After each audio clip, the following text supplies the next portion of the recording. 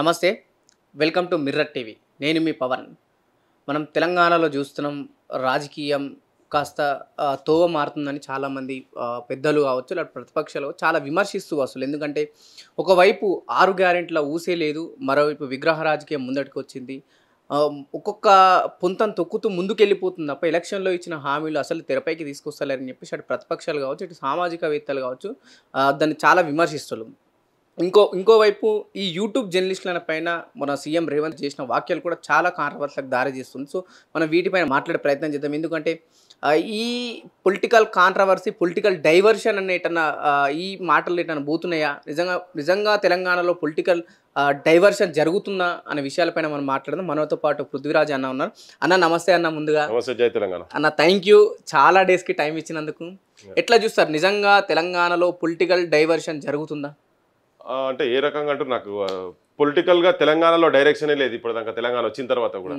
ఎందుకంటే last 10 years కూడా పెద్ద డైరెక్షన్ ఉన్నట్టు ఏం లేదు. పరిపాలన జరిగింది కానీ ప్రజలు మాత్రం దుఃఖంతోనే ఉండే. యువతరం కావచ్చు, ఏ ఆకాంక్షలతోనైతే తెలంగాణ తీసుకొచ్చుకున్నామో కొట్లాడి వందలాది మంది చనిపోయిన తర్వాత 1200 మంది ఇప్పుడు కావచ్చు, అంతకుముందు 369 మంది చనిపోయినా కావచ్చు. పెద్ద వీళ్ళు వచ్చినాక ప్రజాపాలన అన్నారు కానీ ఆ బాటలు ఇంకా చూడాల్సి ఉంది. 9 నెలలు అయింది కానీ పెద్ద అంత హోప్ఫుల్గానైతే అంత పెద్దగానైతే ఇప్పటిదాకానైతే కనిపించలేదు అన్న. ఒకవైపు గత 10 ఏళ్ల పాలన చూసి చాలా వరకు మాకు నచ్చలేదని చెప్పేసి మీరు కూడా ప్రజల దగ్గరికి వెళ్ళి చాలా వరకు కొట్లాడి ఎన్నో ప్రోగ్రామ్స్ పెట్టి ఎన్నో ర్యాలీలు తీసి ప్రజాపాలన చెప్పేసి కాంగ్రెస్ నేత అధికారంలోకి తీసుకురావడానికి మీరు కూడా ఎంతో కొంత చేయూతనిచ్చారు. పార్టీలో లేకున్నా సరే బయట నుంచి ఒక సామాజికవేత్తగా.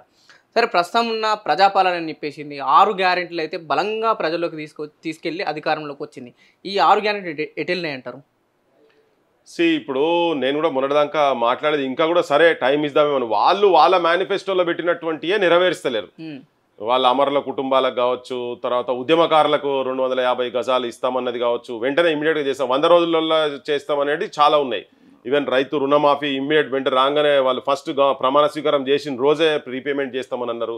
సరే, అది కాకుండా ఇప్పటివరకైతే అవుతున్నాయి. ఇప్పుడు కూడా వాళ్ళు ఏమంటున్నారు, ఎవరికైనా రాకపోతే కూడా మీరు వచ్చి మళ్ళీ అప్లికేషన్లు పెట్టుకోండి అగ్రికల్చర్ డిపార్ట్మెంట్కు, మీరు రాగానే చేస్తామంటున్నారు. కొన్ని పొరపాట్లు గవర్నమెంట్ జరిగినాయని చెప్పారు. సో అది సరే అయినా కానీ అవి సాఫ్ట్ కార్నర్లో పోయి అవి చేసినా కానీ మంచిదే, అక్కడ వరదాకా మంచిదే. ఇప్పుడు నిరుద్యోగులకు రాహుల్ గాంధీ వచ్చి ఇక్కడ కూర్చొని వృత్తి ఇస్తా అని చెప్పిండ్రు. ఈవెన్ నిరుద్యోగులకు కూడా ఇటు వచ్చి చిక్కడపల్లి లైబ్రరీలో కూర్చొని కూడా ఆయన ప్రామిస్ చేసిండు. ఆ ప్రామిసెస్ కూడా నెరవేర్చలేని సిచ్యువేషన్స్లో మాత్రం ఉన్నారు. సరే, ఆర్టీసీ బస్సులు అవన్నీ వాటి పెద్ద ఇప్పుడు వాటికి ఏం పైసలు అవసరం లేదు కాబట్టి అవి నడుస్తూనే ఉన్నాయి. బెల్ట్ షాపులు బంద్ చేస్తున్నారు ఊర్లలో. ఇప్పుడు దాకా బెల్ట్ షాప్లో ఊసలేదు. బెల్ట్ షాపులు ఇంకా ఎక్కువ అయిపోయినాయి ఊర్లలో. ఎడ్యుకేషన్ కూడా 15% ఎడ్యుకేషన్కు బడ్జెట్ పెడతా అని చెప్పిండ్రు కానీ పెట్టలేదు. లాస్ట్ ప్రభుత్వం 6 చిల్లర ఉంటే వీళ్ళు 7 చిల్లర అయింది అంతే. అది ఖాళీ ఏంటంటే జీతాల మటుకు పరిమితం అయ్యేటువంటిది. ఈ రిక్రూట్మెంట్స్ చేస్తాను, రిక్రూట్మెంట్స్ ఇంకా యూనివర్సిటీలలో ఇంకా జరగలేదు. సో అన్ని ప్రామిసెస్ ఈ 6 గ్యారెంటీలు ఇక చాలా గ్యారెంటీ ఉన్నాయి. ఇక ఆడవాళ్ళకు నెలకు 2500 అవన్నీ ఏవి కూడా ఇంకా రాలేదు. బట్ స్టిల్ ఏంటంటే చలో మేము చేస్తామనే హోప్ అయితే బిల్డప్ చేస్తాను కానీ యాజ్ ఇట్ ఈస్గా ఇప్పటి వరకు మాత్రం చేస్తున్నాం అనేది మాటలు అయితే వినబడుతున్నాయి కానీ చేతలల్లో ఇంకా టైం పడుతుందేమో నాకు తెలుస్తలేదు. ఆయన మొత్తం లంక బిందెలు అనుకున్నాం మేము, కాలి బిందెలు అని చెప్పని ముఖ్యమంత్రి గారు చెప్పారు కదా. సో ఇది ఎన్ని రోజులు ఎక్కువ రోజులు ఇట్లనే చెప్పుకుంటూ పోయేటట్టు కూడా ఉండదు. మరి అంతకుముందు ఇవన్నీ తెలుసుకునే ప్రామిసెస్ చేయాలి కదా. ప్రామిసెస్ ప్రకారంగానైతే జరుగుతలేవు. చేస్తున్నామనే ప్రయత్నం చేస్తున్నట్టు మాత్రం కనబడుతున్నది. ఇది ఇక చూడాలి ఇంకా 4 రోజుల తర్వాత ఇది నిజంగానే పర్ఫెక్ట్గా జరుగుతా లేదనేది టైం చెప్తుంది. అన్న, నిజంగా ప్రభుత్వానికి తెలియదు అంటారు. గతంలో భట్టి గారు అయితే అసెంబ్లీ సమావేశాల్లో కేసీఆర్ గారు మొత్తం అప్లై చేశారు, అసలు బడ్జెటే జీరో అని చెప్పేసి అన్న వీళ్ళు ఇదే ఎలక్షన్ టైం ప్రచారంలో అయితే ఇంత బలంగా హామీలు ఇచ్చిన ప్రజలకు మేము ఇవన్నీ చేస్తామని తీసుకొచ్చినప్పుడు ఇప్పటికీ తెలియదు అంటారు వాళ్ళకి ఇవన్నీ. ఇప్పుడు మీరు బట్టి అంటారు, మా రేవంత్ రెడ్డి ఒక ఇంటర్వ్యూలో ఈ మధ్యలో చాలా జాగాలలో పోతున్నది. పాలిటిక్స్ రాజకీయ నాయకులు ఈ thorough at art of fooling the public. రాజకీయం అంటేనే ప్రజలను ఎట్లా పిచ్చోళ్ళని చేయాలి, ఎట్లా అవగాహనలను చేసి ఓట్లు వేయించుకోవాలనేది రాజకీయ నాయకులు అనుకుంటారు. అది రేవంత్ చెప్తారు, మాతో ప్రజలు మోసపోవాలనుకుంటారు కదా, మోసపోతారు, మేము చెప్తాం అవద్దాం మస్తు చెప్తాం, ప్రజలు ఎందుకు నమ్మాలి అని చెప్పని రేవంత్ ముఖ్యమంత్రి కాకముందు చాలా సందర్భాలలో అన్నాడు. సో వాస్తవం ఇవన్నీ పరిస్థితులు అన్నీ తెలుసు కానీ రాజకీయంలో వీళ్ళు ఎమ్మెల్యేలు అయ్యేటందుకు, మంత్రులు అయ్యేటందుకు, ప్రభుత్వంని టేకప్ చేసేందుకు, ముఖ్యమంత్రులు అయ్యేటందుకు సర్వ అబద్ధాలు ఆడినరు. 100 అబద్ధాలు ఆడి ఒక పెళ్లి చేయాలరా భయ అన్నట్టుగా 100 అబద్ధాలు ఆడి వీళ్ళు 100 కాదు వీళ్ళు 1000 అవసరమైతే 1,00,000 అబద్ధాలు ఆడి కూడా ప్రభుత్వానికి ఎట్లా రావాలని చూసుకునే తతంగమే చేసిండ్రు వీళ్ళు కూడా. ఇవన్నీ తెలుసు కదా, ఆర్థిక పరిస్థితి తెలుసు, అన్ని తెలుసు. మరి అన్ని తెలిసినాక నువ్వు ఎందుకు ప్రామిసులు చేసినావు? ఇప్పుడు వీళ్ళు అసెంబ్లీలో మాట్లాడినాయి బయటకు వచ్చినాక వీళ్ళు ప్రభుత్వాలకు వచ్చిన తర్వాత మేమెందుకు అన్నావు అంటున్నారు. ఇప్పుడు మేనిఫెస్టోలో అయితే అన్ని పెట్టుకొని ఉన్నాయి కదా, ఆ డాక్యుమెంట్ అయితే ఏం తీయలేవు కదా. నువ్వు ప్రజలకు ప్రామిస్ చేసినావు, నువ్వు ప్రజలకు ప్రమాణం చేసినావు, విమానంగా ప్రమాణంగా అని చెప్పినావు, కడుపులో తలకాయ పెట్టిరి, కాళ్ళు మొక్కిరి, మేము రాగానే కూడా ఇవన్నీ చేస్తామని చెప్పారు కదా. అవి మాత్రం ఎందుకంటే వాళ్ళకు ఆర్థిక పరిస్థితి కూడా సర్వం తెలిసినా కానీ చెప్పింది కదా. బెల్ట్ షాప్ ఊర్లలో యువకులను మొత్తం తాగుబోతులను చేస్తున్నారని చెప్పిండు ఈ ముఖ్యమంత్రి కావచ్చు, ఆయన మంత్రి మండలిలో మంత్రులు చాలా మంది ఊర్లలో పోయినప్పుడు చెప్పారు. మరి అవే బెల్ట్ షాప్లు అట్లే ఉన్నాయి కదా, ఇంకా ఊర్లలో పోతే అవే బీర్ బాటిల్ విస్కీ బాటిలే స్వాగతం పలుకుతున్నాయి కదా ఊర్లలో. అంటే వాళ్ళకి ఎక్సైజ్ డిపార్ట్మెంట్ వచ్చే ఆర్థిక పరమైన డబ్బులే వీళ్ళకి ఎక్కువ లాభం ఇస్తున్నాయి కదన్నా, దాన్ని తీసేయగలుగుతారు నిజంగా వీళ్ళు? ఇది లాభం కాదబ్బా, జనం ఆరోగ్యంతో ఉండాలి కదా, యోధులు కావాలి ప్రజలు. తాగుబోతు కొంపలయ్యి నీకు భార్యలను కొట్టుడు, విడాకులు అవడు, లేదా చచ్చిపోడు, యంగ్ ఏజ్లో మొత్తం మస్తు మంది. ఆ డేటాలో కూడా తెలంగాణ టాప్లో ఉంది. అండ్ మా వరంగల్ జిల్లా ఇంకా ఫోర్ ఫ్రంట్లో ఉన్నది. అట్లా కాదు కదా, రెవెన్యూస్ ఎట్లా అంటే రెవెన్యూ జనరేట్ చేసేటి డిఫరెంట్ ఉండాలి. నీ ఇండస్ట్రీ నువ్వు వరల్డ్ మార్కెట్ని కంపీట్ చేస్తున్నట్టు ఇప్పుడు చైనా హ్యూమన్ రిసోర్సెస్ని ఎట్లయితే మానవ వనరులను ఎట్లయితే చైనా ఉపయోగించుకొని ప్రపంచంలో టాప్ బిజినెస్ ట్రాన్సాక్షన్ చేసే ఇంపోర్ట్ ఎక్స్పోర్ట్స్లో ఎట్లయితే ఉన్నదో అట్లా నువ్వు ఇక్కడ మన ఇండియాలో కూడా విపరీతమైన యూత్ ఉన్నది కదా. నువ్వు దాన్ని ప్రాపర్గా నువ్వు ప్రపంచంలో ఏ దేశాలలో ఏ అవసరాలు ఉన్నాయో అటువంటి ఉత్పత్తి కేంద్రాలుగా ఈ దేశం కావచ్చు, ఈ తెలంగాణ కావచ్చు, అటువంటి ఇండస్ట్రీస్ మ్యానుఫ్యాక్చరింగ్ యూనిట్స్ అట్లా పెట్టి నువ్వు లాయిలప్పల కాడికెళ్ళి నువ్వు ఆడుకునే లాయిలప్పల కాడికెళ్ళి చిన్న బొమ్మల కాడికెళ్ళి మేడ్ ఇన్ చైనా ఉన్న తర్వాత ఇక్కడికి వెళ్ళా ఇంత పెద్ద దేశంలో అవి మన దగ్గర మ్యానుఫ్యాక్చరింగ్ చేసేటట్టు ఉండి సో ఇట్లా మస్తు ఉంటాయి ఇటువంటి చేసేటి. ప్రపంచంలో వ్యవసాయం లేనటువంటి దేశం భారతదేశం. మేము మెయిన్గా వ్యవసాయం మీద ఆధారపడినటువంటి దేశం మోర్ దెన్ అరౌండ్ 70% ఉన్నది కాబట్టి ఆ రిసోర్సెస్ను కూడా ప్రాపర్ ఇప్పుడు ఎంతో కొంత చదువుకున్న మొత్తం ఇలా మా ఆస్ట్రేలియాలు కావచ్చు, న్యూజిలాండ్ కావచ్చు, అమెరికాలు కావచ్చు, లండన్ కావచ్చు, ఎక్కడ పోయినా కానీ ఈ సాఫ్ట్వేర్ వాళ్ళు మొత్తం నువ్వు ఎక్కడ సిలికాన్ వ్యాలీలో చూస్తే మొత్తం అంత మేజర్గా మనోళ్ళే ఉన్నారు. ఎక్కడ చూసినా సక్సెస్ఫుల్ మన ఇక్కడ ఈ ప్రాంతం ఇండియాకి వెళ్ళిపోయిన వాళ్ళు అందులో ముఖ్యంగా హైదరాబాద్ మన దగ్గర వెళ్ళిపోయిన వాళ్ళే. సో ఆ రిసోర్సెస్ని కనుక ప్రాపర్ యూటిలైజ్ చేసుకుంటే మనం వరల్డ్ మార్కెట్లో ఏ పొజిషన్కి పోతాం అనే దాన్ని గిదేందా ఈ లిక్కర్ తాగుబోతులను చేసేసి గీ పైసలతోనా ఇది అంత కుంటల చేపలు పట్టినట్టు దరిద్రులు ఈ ఆలోచనలు ఏంది అడ్డమైన ఆలోచనలు. తాగుబోతులను తయారు చేసేవాళ్ళు విజ్ఞానవంతులను తయారు చేయాలి. జ్ఞానం ఇది తెలంగాణ అంటేనే. సో విజ్ఞానవంతులు తయారు చేసి ప్రపంచానికి విజ్ఞానం చూపించేటువంటి బాటలో మనం పోయేటట్టు అటువంటి అడుగులేయాలి. కానీ నువ్వు మొత్తం బడులను అసలు ఎక్కడ నాణ్యమైనటువంటి విద్య లేని లేదా నైతిక విలువలతో కూడుకున్నట్టు విద్య లేదు. ఈ రెండు కనుక నువ్వు ప్రాపర్గా చేసేది ఉంటే ప్రపంచంలో ఎక్కడ పోయినా కానీ అవ్వల్ నెంబర్లు ఉంటాం, టాప్ పొజిషన్లు ఉంటాం. అందుకే లిక్కరు తాగుబోతులను చేసి దాని లెక్కలు వచ్చేది ఇవన్నీ సంకుచితంగా చిన్నగా అజ్ఞానులు మూర్ఖులు ఆలోచించేటువంటి ఆలోచనలు ఇవన్నీ. జనాలకు తాగుబోతులను తయారు చేసి దాంట్లో ట్యాక్స్ల పైసలతో వచ్చిన వాటితోని మేము అభివృద్ధి చేస్తాం, మేము జీతాలు తీసుకుంటున్నాం అనేది నువ్వు ఓదికు చంపుతున్నావు కదా, లిటరల్గా చంపుతున్నావు. తాగుబోతులను తయారు చేసి చిన్న నీకు 10th క్లాస్ ఇంటర్మీడియట్ వాళ్ళు వాడు పనిచేసి రాగానే కూలి పని చేసి రాగానే వాడు ఇంత తాగుతున్నాడు పోతున్నాడు. నీ స్కిల్ సెట్ లేక అన్ఎంప్లాయ్మెంట్ ప్రాబ్లం తోటి ఇళ్ళల్లో పొట్టకు లేకుంటుండి అటువంటి పనులు చేసుకునే సిచ్యువేషన్స్ ఉన్నాయి. అటువంటి కాదు కదా, అటువంటి కాదు చేసేది. బాగా మ్యానుఫ్యాక్చరింగ్ కావచ్చు, నువ్వు కంప్యూటర్స్ కావచ్చు, నువ్వు ఎనీథింగ్ మన దగ్గర హ్యూమన్ రిసోర్సెస్ను మల్టిపుల్ ఆస్పెక్ట్స్లలో ప్రాపర్ యూటిలైజ్ కనుక చేసుకోగలిగితే నీకు ఎకానమీ ఉంటుంది, నీకు ప్రతి కుటుంబంకు సంబంధించినటువంటి ఆర్థికంగా ఉంటుంది, వాడు సామాజికంగా నువ్వు ఏ యాంగిల్లో చూసినా విద్య మాత్రం పర్ఫెక్ట్గా గీయగలిగితే ప్రపంచంతో పోటీ పడచ్చు. సరేనా, తెలంగాణలో ఎన్ని సమస్యలు ఉన్నాయి, ఒక బెల్ట్ షాప్ల వల్ల మందు వల్ల ఎన్ని సమస్యలు ఉన్నప్పుడు ప్రభుత్వాలకు తెలియదంటారంటే ఇవన్నీ తీసేస్తే ప్రజలు బాగుపడతారని. ప్రభుత్వాలకు మంది తాగుబోతులు కావాలి. ఇలా ప్రభుత్వాలు ఎవరున్నారబ్బా అంతా స్కామ్స్టర్స్ మొత్తం. ఎవరు చెప్పండి నాకు. లిక్కర్ మాఫియా ఉన్నది, ఇసుక మాఫియా వాడు ఉన్నాడు, ఎడ్యుకేషన్ మాఫియా వాడు ఉన్నాడు, land mafia, sand mafia, real estate mafia. ఎంత మాఫియా నా కొడుకులే కదా. ఇప్పుడు మంత్రులు ఎమ్మెల్యేలు అయిన వాళ్ళు ఎవరైతున్నారు చెప్పండి. ఎవరన్నా నిజంగా ఒక 10 మంది పేర్లు చెప్పండి మీరు. తెలంగాణ అసెంబ్లీలో 10 మంది ప్రజల పక్షాన నిలబడి నిజంగా ఇవన్నిటికి పక్కకు పెట్టేసేసి మాట్లాడే ఒక 10 మంది ఒక 4 పేర్లు చెప్పండి మీరు. అయితే వాళ్ళకి కావాల్సింటే జనం అజ్ఞానులుగా ఉండాలి. 500కో 1000కో ఓట్లు వేయాలి. జనము వేస్తే మా ఆగడాలని నడుస్తాయి కనుక జనం ఇట్లే ఉండాలి. జనం చదువుకోనుండి బాగుపడితే వాడు విజ్ఞానవంతుడు అయితే మాసంటుల ఆటలు నడవాయి కాబట్టినే ఇలా. అందుకనే విచ్చలవిడిగా ఓ పార్టీకి వెళ్ళి గెలిచి ఇంకో పార్టీకి ఓడు, ఇంకో పార్టీకి వెళ్ళి గెలిచి ఇంకో పార్టీకి ఓడు, ఇవన్నీ ఏం లేవు. పైసల ట్రాన్సాక్షన్స్ అన్ని మొత్తం. వాళ్ళకు విలువలు లేవు, నైతిక విలువలు లేవు, పాడు లేవు. ఏముండదు వాళ్ళకు ఆలోచన, ఎంతసేపు పైసలు, పైరేవిలు, కాంట్రాక్ట్లు ఇటువంటిలో పోయి ఆడ కూర్చుంటారు కనుక జనాన్ని అజ్ఞానులుగా చేసి వదిలిపెడతారు. జనం కూడా అర్థం చేసుకోవాలి, ఇది జనం కూడా ఇంకా ఆలోచన పెరగాలి. సరేనా చూసావు అంటే ఈ రోజు ఒక పార్టీలో ఉన్నవాడు ఏ పార్టీ గెలుస్తాను అంటే ఒక పార్టీ గెలుస్తాను వచ్చిన తర్వాత దీంట్లో ఉన్న దానికి జంప్ అవుతున్నారు. మనం కడియం శ్రీ గారిని చూడొచ్చు, పొంగులేటిని చూడొచ్చు, తుమ్మల నాగేశ్వరరావుని చూడొచ్చు. అంటే జనాలు ఎందుకు నమ్ముతున్నారు అంటే వీళ్ళని ఎందుకు నమ్ముతుడు అంటే వీళ్ళకి ఒక సిద్ధాంతం లేదు, ఎజెండా లేదన్న వాళ్ళను ఫిక్స్ అయిన వాళ్ళకు మళ్ళీ వీళ్ళని ఎందుకు నమ్మాల్సి వస్తుంది? అదే ఆ పొరపాటు ఒకటి జరుగుతున్నది. తెలంగాణలో ఉన్నటువంటి మేధావులు కావచ్చు, తెలంగాణలో ఉన్నటువంటి చదువుకున్న వాళ్ళు జనానికి ఎడ్యుకేట్ చేయాల్సిన అవసరం ఉంది. జనం కూడా పరిగణనలకు తీసుకోవాలి. కొన్ని జాగాలలో వాళ్ళకు కూడా జనాలకు కూడా ప్రత్యామ్నాయం లేదు. ఈ పార్టీలో వాడే ఉన్నాడు, ఆ పార్టీలో వాడే ఉన్నాడు అనేది కూడా జనాలకు ఉన్నది.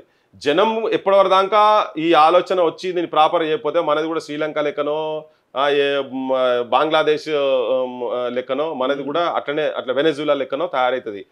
బేకార్ దేశంగా తయారు కాబోతుంది. ఇటువంటి వాళ్ళకి అనుకుంటే ప్రజలు కూడా ఆలోచించాలి. ఇప్పుడు చాలా మంది ఏంటంటే ఈవెన్ టీచర్స్ కాన్స్టిట్యున్సీలలో కూడా పైసలు తీసుకొని వేసుకుంటారని అందరిని గురించి మాట్లాడతలేను, కానీ జరుగుతున్నది. కానీ ఎంతో త్యాగాలు చేసి ఈ దేశ విముక్తి కావచ్చు, ఈ తెలంగాణ విముక్తి గురించి త్యాగాలతో వచ్చినటువంటి ఈ ప్రాంత విముక్తిని ఇటువంటి చిన్న ఆలోచనలతోని చేసి కరప్ట్ ఆలోచనతోని ఒక మార్గదర్శకంగా ఉండాల్సినటువంటి అధ్యాపకులకు సంబంధించినటువంటి వాళ్ళు కూడా చిన్న వాటికి చిన్న పదవులకు ఇటువంటి ఆశ పడిపోతున్నారు. కాబట్టి కానీ దుస్థితి ఉన్నది. జనం అయితే డెఫినెట్గా ఆలోచించాల్సిన అవసరం ఉంది. ఒక ప్రత్యామ్నాయ రాజకీయ వ్యవస్థ, ఒక ఆలోచన ఉన్నటువంటి వ్యవస్థ కూడా రావాల్సిన అవసరం చాలా ఉన్నది. లేకపోతే ఇంత దారిద్రంగా ఉండకపోవు. అన్న ప్రస్తుతం తెలంగాణలో మనం చూస్తున్నాం, ఎక్కడ చూసినా హైడ్రా అనే ఒక విషయం చాలా తెరపైకి వస్తుంది. చాలామంది ఇల్లు కూల్చేస్తుంది, అక్రమంగా కట్టడాలు కట్టినాయని చెప్పేసి. దీనిపైన ప్రభుత్వానికి కొన్ని ప్రశంసలు వచ్చినా చాలా వరకు దాని వివాదాలకు దారితీస్తుంది కదా, ఎలా చూడొచ్చు అంటే ఏదైతే ఇచ్చిన హామీలు గ్యారంటీలను పక్కదో పట్టించడానికి హైడ్రా తీసుకొచ్చిల్లంటారా?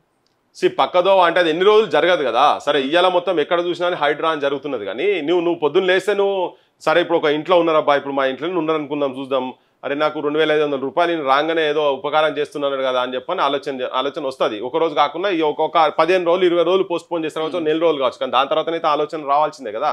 వస్తలేవు ఏ స్కీమ్స్ గురించి ఆలోచించిన నిరుద్యోగులు కూడా ఆలోచన వస్తుంది. సరే నాకు 4000 ఇస్తేందుకు కనీసం నౌకర్లను వస్తున్నాయి, 2 లక్షల నౌకర్లు రాగానే సంవత్సరంలో కూడా ఫిలప్ చేస్తా అన్నాడు. వస్తే నా ప్రిపరేషన్ దానికో అదొకటి, లేకపోతే నీకు మొత్తం ఎక్కడున్నా నేను ఫుడ్ పెట్టించి నేను చదివిస్తా అని చెప్పారు. అటువంటి ఏమైనా జరుగుతుందని ఆలోచిస్తుంది. ఇదే కురోలు ఇది కూడా నడవదు. సరే హైడ్రా అనేది కూడా డెఫినెట్గా ఒక సమస్యనే, ఇది సమస్య కాదని కాదు, అది ఉండాల్సిందే. ఇల్లీగల్గా కన్స్ట్రక్షన్ చేసినటువంటి ప్రభుత్వ భూములు ఆక్యుపై చేసి కానీ, చెరువు సికం కానీ, ఎఫ్టీఎల్ జోన్ పరిధిలోకి వచ్చినట్టు కానీ ఏవి కట్టినా ఎంత బడా బాబులు ఉన్నా కానీ వాటిని కూల్చాల్సిన అవసరం ఉన్నది. కట్టుకున్నోళ్ళయి, పర్మిషన్ ఇచ్చిన వాళ్ళయి, అప్పుడు ఉన్నటువంటి ఎమ్మెల్యేల అటువంటి మీద కూడా కేసులు పెట్టి బుక్కల వారేసిన అవసరం డెఫినెట్గా ఉంది. అయితే ఈ మాఫియా పార్టీ మేము ఏదో చేస్తామంటే అది ఎక్కువ రోజులు ఉండవు, జనం లోపల చర్చ జరుగుతూనే ఉంటుంది. అంటే ఎక్కడైతే హైడ్రా విషయంలో కొందరు నోటీసులు ఇస్తులు అంటే కొంత టైం ఇస్తుంది, 7 days 15 days కొంత టైం ఇస్తారు. కానీ కొందరికి మాత్రం పొద్దున్నే 6 గంటలకు వచ్చేసి ఇళ్ళని కూల్చేసి రోడ్లపైకి తీసుకొస్తారు. అంటే ప్రభుత్వం ఈ రెండింటికి వ్యత్యాసం ఎందుకు చూపెడుతుంది అనుకో? అదే ఇప్పటివరకు దానికనైతే ఆ పర్టికులర్ అంశంలో ప్రభుత్వం డెఫినెట్గా మిస్టేక్ చేస్తున్నది. అంటే పేదోళ్ళ సైడ్ కనుక పోకుండా మొదలు వాళ్ళు పోవాల్సిందంటే పెద్ద ఫామ్ హౌజులు, విలాసవంతమైనటువంటి జీవితాలు గడుపుకుంటా వాళ్ళ విలాసాలకు ఉపయోగపడేటువంటి పనులు ఏవైతే చేస్తున్నారో, అంటే సాటర్డే సండేస్ వెకేషన్కు పోయి కూర్చొని ఒక 5 ఎకరాల 10 ఎకరాల ఫామ్ హౌస్లు ఏదైతే కట్టుకొని ఉన్నారో పోయి కూర్చొని వాళ్ళు కుటుంబ సభ్యులతో కూర్చొని సాయంత్రం పూట మందు తాగేటందుకు పొద్దుగా లేవగానే సిగరెట్ తాగుకుంటా నీకు గండిపేట కనబడుతుంది ఇట్లా అంటే నేచర్ను ఆస్వాదిస్తేందుకు తయారు చేసుకున్నటువంటి కుటీరాలు ఏవైతే ఉన్నాయో, ఈ ఫామ్ హౌస్లు ఏవైతే ఉన్నాయో వాటి మీద మొదలు పడాలి. వాళ్ళు ఇండ్లు ఉన్న తర్వాత పోయి ఉన్నారు చూసినావా, అటువంటి వాటి మీద ఫస్ట్ పడి ఏవైతే ఎక్కడెక్కడైతే ఇప్పుడు ఎట్లా అంటే వీళ్ళ ఫామ్ హౌస్లకు బ్యాక్ వాటర్స్ వస్తున్నాయని చెప్పి పాలిటిషియన్ అన్ని పార్టీలు ఉన్నారన్న వాళ్ళు అవి వస్తున్నాయని చెప్పి వాళ్ళు అక్కడ దాకా రాకుండా ట్యాంక్ లెవెల్ రాకముందే వీళ్ళు గేట్లు తెరిచి కిందికి పంపిస్తున్నారు నీళ్లు. చాలా మంది ప్రజలకు కూడా ఈ విషయాలని తెలియదు. సో ఫస్ట్ వాటినన్నింటినీ చేసిన తర్వాత డెఫినెట్గా అందరికీ ఈవెన్ పేదోళ్ళు ఉంటే కూడా వాళ్ళకి ఇల్లు లేని వాళ్ళు ఉంటే కూడా ఇల్లు లేని వాళ్ళకి కూడా నువ్వు ఇల్లు ప్రొవైడ్ చెయ్యి. ఇప్పుడు డబల్ బెడ్రూమ్ ఇండ్లు ఇప్పటిదాకా వచ్చినాయి ఉన్నాయి కదా, వాటిల్లో అలాట్ చేస్తావా, లేకపోతే ఇంకేమైనా కట్టి అలాట్ చేస్తావా? వాళ్ళకి 2 నెలలు 3 నెలలు 6 నెలలు నువ్వు టైం ఇవ్వాల్సిన అవసరం ఉంది. ఇచ్చి కూలగొట్టి ఆ ఉంచమనేది సమస్యనే లేదు. ఎట్టి పరిస్థితుల్లో ఇల్లీగల్ కన్స్ట్రక్షన్ ఎంత పెద్దోడైనా ఎవరైనా కానీ చేయాలి. కానీ పేదోళ్ళకు మాత్రం చాలా ఇబ్బంది అవుతుంది, చాలా కష్టం అవుతుంది. ఫామ్ హౌస్లు కూలగొట్టడానికి మనకి ఇంకా 10 ఇండ్లు ఉంటాయి బయట, కానీ పేదోనికి మాత్రం ఉండే కదా. ఈవెన్ పర్మిషన్ ఇచ్చి ఇప్పుడు 25, 30, 35 ఏళ్ళ నుంచి ఆల్ పర్మిషన్స్ ఉన్నాయి వాళ్ళ దగ్గర. కరెంట్ ఓడిచ్చే, నువ్వు నీళ్ళోడిచ్చే అందరు ఇచ్చారు కదా, నిప్పోడిచ్చే, జిహెచ్ఎంసీ వాడు ఇచ్చే రోడ్ లోడ్ ఇచ్చే ప్రతి ఒక్కరు ఎవరు చూసినా కానీ వాళ్ళంతా పర్మిషన్లు అయితే ఇచ్చారు కదా, అవన్నీ కాపీలు వాళ్ళ దగ్గర 25-30 ఏళ్ళ నుంచి వాళ్ళు కట్టుకొని ఉన్నారు. అప్పటిదాకా ఏదో ప్రభుత్వం గత ప్రభుత్వం అయితే ఇచ్చున్నది కదా, వాళ్ళకు అటువంటి వాళ్ళకు టైం ఇచ్చో ఎట్లనో ఏదో చేసి వాళ్ళ కాంపెన్సేషన్ ఏం చేస్తారో గవర్నమెంట్ తరఫు వెళ్ళి చేసినా కానీ చేయాలి. కానీ ఉట్టిగా ఉన్న పరంగా టకటక పోయేసి కూలగొట్టడం కాదు. నోటీసులు లేకుండా నువ్వు నోటీసులు ఇస్తావా ఇవ్వా తర్వాత సంగతి, అది నువ్వు కానూన్ ప్రకారం ఆల్రెడీ ఉన్నాయన్నీ ఫెయిల్ అయిన దాని ప్రకారం బట్టే ఇది వచ్చింది. లేకపోతే విజిలెన్స్ డిపార్ట్మెంట్స్ ఇవన్నీ ఉన్నాయి, అవన్నీ దీనికో పెద్ద ఇది వచ్చి బుల్డోజర్లు పట్టుకొని వచ్చి చేసేదని కాదు. కానీ పేదోళ్ళను కొట్టే ముందు ఫస్ట్ ఉన్నోళ్ళను పెద్ద పెద్ద ఫామ్ హౌస్లను ఖాళీ చేసి మిగతాళ్ళకి ఈ లోపల టైం ఇచ్చి వాళ్ళను కూడా ప్రత్యామ్నాయం చూపించి చేస్తే మంచిది. అంటే వాళ్ళు కూడా అక్కడ ఉన్న వాళ్ళు కూడా అదే చెప్పారు, ఎవరైతే బాధితులు ఉన్నారో సరే ఇన్ని పర్మిషన్ ఇచ్చినప్పుడు అంటే అప్పుడున్న అధికారులకు గవర్నమెంట్కి తెలీదా మాకు ఎందుకు పర్మిషన్స్ ఇచ్చిళ్ళు, మళ్ళీ మీరే వచ్చి ఎందుకు గూలొడుతులు అంటున్నారు ఏంటిది? అదే ఇప్పుడు అది ఇల్లీగల్ కనుక ఆడ ప్రభుత్వానికి మాట్లాడే అవకాశం ఉంది. నువ్వు ఏదైతే కట్టుకున్నారో కానూన్ ప్రకారంగా కాకుండా కట్టిరు. అది అంటే వాళ్ళే పర్మిషన్ ఇచ్చింది కదా, అదే వాళ్ళే పర్మిషన్ ఇచ్చి గత ప్రభుత్వం ఇచ్చింది. అవి మేము గత ప్రభుత్వం ఇచ్చిన తప్పులను మేము సరిదిద్దాలని చెప్పనే కదా ఇప్పుడు వీళ్ళు మాట్లాడుతున్నది.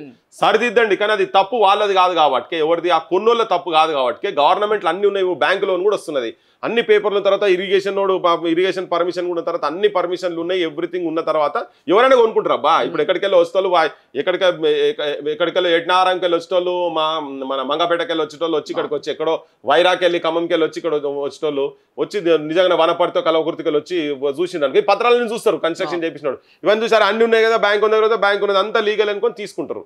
కానీ అది ఏంది అవన్నీ తప్పుల తడక కదా, ఆ తప్పుల తడక అయినప్పుడు ఇప్పుడు అటువంటి వాళ్ళు తీసుకున్నారు. కానీ నాలాలు అయితే పోలే కదా, నువ్వు నాలాల మీద కట్టినోడు ఉన్నాడు అనుకో, అది ఉలగొట్టాల్సిన అవసరం, ఎందుకంటే బ్లాక్ చేస్తే మొత్తం హైదరాబాద్ అంతా నువ్వు ఒక అర్ధగంట వర్షం పడితే అసలు ఆగమాగం అవుతుంది. ఈవెన్ తాగునీటికి సంబంధించిన వాటిని కూడా ఛానల్స్ మొత్తం క్లోజ్ చేసేసింది కదా వీళ్ళు. సో అవన్నిటిని ఓపెన్ చేయాల్సిన అవసరం ఉన్నది. కానీ ఆ పర్మిషన్ ఇచ్చింది కాబట్టి వాళ్ళకి ప్రత్యామ్నాయం చూపించి ఆ పని చేయాల్సిన అవసరం ఉంది. అంటే ఇప్పుడు మనం ఇక్కడ సున్నం చెరువు చూడొచ్చు, సున్నం చెరువు దాదాపు 23 ఎకరాలని కబ్జా చేసిందని చెప్పేసి అటు ప్రభుత్వం ఎప్పటియో పాత నక్ష తీసుకొచ్చి చూపెట్టింది, ఇదే అసలైన చెరువు అంటుంది. నిజంగా ఈ కబ్జా అయిన చెరువు కావచ్చు, లేకపోతే బయట ఎఫ్టీఎల్ మన బఫర్ జోన్ ఉన్నాయని కూల్పేయగలుగుతుందా, కూల్చేస్తా అంటారా ఫ్యూచర్లో? 100% అవన్నీ ఎప్పటిదో అని కాదు, అదే ఒరిజినల్. మనము చెరువు శిఖం గత ప్లాన్ ఉన్నది, అదే ఒరిజినల్, దాన్ని ఎవరు టచ్ చేయలేరు, టచ్ చేయదు కూడా. ఆ చట్టాలు అంత తీవ్రంగా ఉంటాయి, అంత ఇరిగేషన్ సంబంధించింది, ఎవ్వరు కూడా దాంట్లో ఎటువంటి కన్స్ట్రక్షన్ చేయదు. కానీ ఇల్లీగల్ గా పైసలు తీసుకొని మొత్తం కింద నుంచి మీ దాకా అంతా అమ్ముడుపోయి ఉన్నారు, అందరు ఉన్నారు కదా. ఇప్పుడు పొంగులేటి శ్రీనివాసరెడ్డిలు ఇటువంటి వాళ్ళ పెద్ద పెద్ద ఫామ్ హౌస్లు అంటే వీళ్ళందరూ మంత్రులు, అంతకుముందు కూడా ఆయన పొంగులేటి కూడా ఉండే, ఇవాళ ఉన్న రెవెన్యూ మంత్రి, అంతకుముందు కూడా మంత్రి ఉండే కదా ఆయన, అంతకుముందు అనే రాజకీయాలు ఉన్నాడు కదా, ఎంపీ ఉన్నాడే కదా, రాజకీయం తెలిసినోడే కదా ఆయన కూడా, అంటే పదవులు ఉన్నాడే కదా. ఇప్పుడు ఇటువంటి వాళ్ళే ఇవన్నీ తప్పులన్నీ చేసినంత బాధ్యత అన్ని పార్టీలకు సంబంధించిన రాజకీయ నాయకులు అందరూ ఉన్నారు. ఇలా ఒకటి అందరి బయటపడతా ఉన్నాయి. మరి వాళ్ళందరూ పర్మిషన్లు అన్ని లెటర్లు అన్ని దొంగయ్యాయి కదా మొత్తం తీసుకునే అన్ని. సో వీళ్ళందరికీ అవన్నీ ఉన్నాయి కాబట్టి, అవన్నీ చేసి కాబట్టి తప్పుల తడకలన్నీ వీళ్ళందరూ చేసి కాబట్టి అవన్నీ కూలగొట్టాల్సిన అవసరం ఉంది కదా. అంటే జనాలు ఏమంటారంటే మా లాంటి వాళ్ళే టచ్ చేస్తారు తప్ప అధికారంలో ఉన్న వాళ్ళే ఫామ్ హౌస్ వాళ్ళే కూడా బయటకు వచ్చినాయి, వాళ్ళు అట్లీస్ట్ నోటీసులు ఇస్తారే టచ్ చేస్తారు అనుకుంటే జనాలు అంటారు. ఏంటి మనం జస్ట్ ఇంకొక రోజులు వెయిట్ చేద్దాము. వాళ్ళు ఏమంటున్నారు అంటే వాళ్ళు ఎస్ మేము వాళ్ళకు కూడా ఇస్తాం, అవి కూడా గులగొడతాం అని మాట్లాడుతున్నారు కదా. కానీ ఇప్పటిదాకా మాత్రం ఆచరణలో ఇది ఏదో షార్ట్ టర్మ్ కాదు, దీర్ఘకాలికమైనటువంటి ఆలోచన జరగాలి. దీన్ని టెంపరీగా తుమకాయ మంత్రం అని చేస్తాడు, కుదరదు. సో ఇప్పుడు మేము చేస్తున్నాము, మేము వాళ్ళే కూడా అందరికీ గులగొడతాం, మేము ఇల్లీగల్గా ఏమవుతున్నాయో అవన్నీ తీసేస్తామని చెప్పి ఇప్పటిదాకానైతే మాట్లాడుతున్నారు. ఆచరణలో కూడా జరుగుతున్నది అయితే ఎక్స్పెక్ట్ చేద్దాం. నేను ఏంటంటే స్టిల్ ఐఎమ్ వెయిటింగ్ ఈ ఇష్యూలో మాత్రం ఇంకా చూద్దాము. కానీ ఒకటే ఏంటంటే నేను విజ్ఞప్తి చేసేది ఏంటంటే, మీరు దుర్మార్గంగా పేదోళ్ళ మీద పడి ఉన్నోళ్ళ మొదలు పక్కకు పెట్టి పేదోళ్ళ మీద పడి కింద చిన్నగా 100 గదాలల్లా 150 గదాలల్లా కట్టుకున్నోళ్ళవి వీళ్ళన్నీ అన్ని పర్మిషన్లు ఉన్నోళ్ళవి వాళ్ళకన్నా ముందు నువ్వు ఫామ్ హౌస్లు మొత్తం ఫస్ట్ పక్కకు పడేస్తే వీళ్ళని లోపల టైం ఇచ్చి వీళ్ళకు ప్రత్యామ్నాయంగా చూపించేస్తే బెటర్ ఉంటుంది అనేది నా ఆలోచన. విగ్రహ రాజకీయం కూడా తెలంగాణ రాష్ట్ర వ్యాప్తంగా కాంట్రవర్సీలకు దారితీస్తున్నట్టు ప్రతిపక్షాలు కావచ్చు, ఇంకొంత ఏదైతే ఉద్యమకారులు కావచ్చు దానిపైన తీవ్ర విమర్శ చేస్తున్నారు. ఒకవైపు సెక్రటేరియట్, మరోవైపు తెలంగాణ అమరవీరులకు గుర్తుగా అమరజ్యోతి నిర్మించారు గతంలో, దాంట్లో మధ్యలో ఒక రాజకీయ నాయకుడు విగ్రహం పెట్టడం ఎలా చూడొచ్చు? 100% వ్యతిరేకించాల్సిందే. అది తెలంగాణ ఆ గుండె మీద బాణం కొడుతున్నాడు రేవంత్ రెడ్డి, తెలంగాణ ఆత్మని ఇబ్బంది పెడుతున్నాడు. ఈ గతం ముఖ్యమంత్రి ఇటువంటి పిచ్చి పనులు చేసి అహంకారంతో కళ్ళు బైర్లు గమ్మి పతనం అయిపోయిండు, నేనే గొప్ప అనుకొని పతనం అయిపోయిండు. మరి ఈ ముఖ్యమంత్రి ఆలోచనలకి ఏమైనా మబ్బులు పట్టినేమో నాకు తెలుస్తలేదు, కానీ ఆ మబ్బులలోకి వచ్చే మెరుపులల్లా బలిగాకు నాయన అని చెప్పదలుచుకున్నాం మేమైతే క్లియర్గా. మీరు తెలంగాణ వీణను తట్టి లేపే ప్రయత్నం చేస్తున్నావు రేవంత్ రెడ్డి గారు. వినండి, తెలంగాణ వీణను ఇప్పుడు కాదు, నువ్వు వచ్చిన కాడికెళ్ళి చూస్తున్నాము. నువ్వు అమరుల కుటుంబాలకు ఏం చేయలేదు. నువ్వు ఆ రాష్ట్రీయ గీతం గురించి నువ్వు అట్లనే కీరవాణితో ఒక ఆంధ్రానితో చేపించినావు.